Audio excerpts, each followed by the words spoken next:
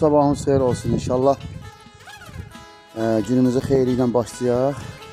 Bugün söz verdiğimiz kimi bu kimsəsiz uşaqlar evinə kebab pişirəcəyik. İnşallah mömin qardaşlarımızın dəstəyi ilə.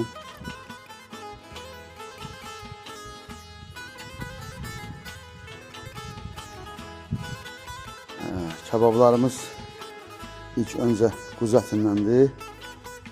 Sonra ciyər gələcək. Ciyər quyruq. İnşallah arxasınca da toyuq kebabı.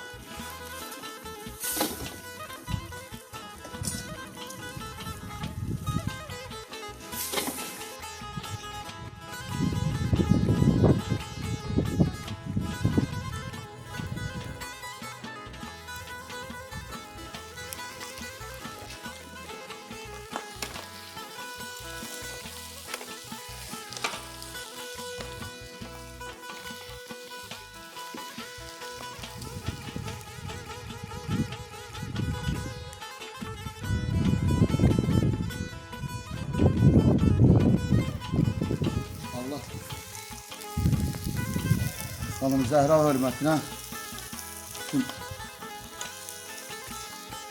sahibsiz uşaqlara kömək olsun inşallah.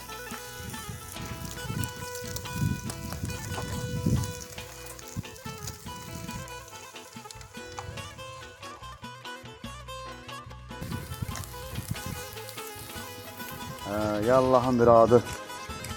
Kebablarımızın çoxsu göndərdik getdi. Yüce axıra çatmışıq inşallah.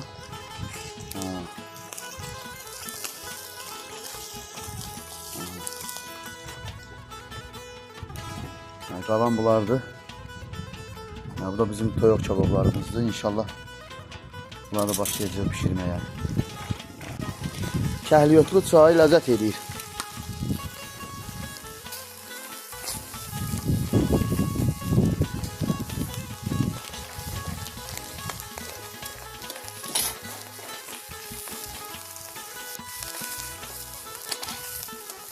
Allah cəmi acların, yetimlərin, kasıbların qarnını doydursun.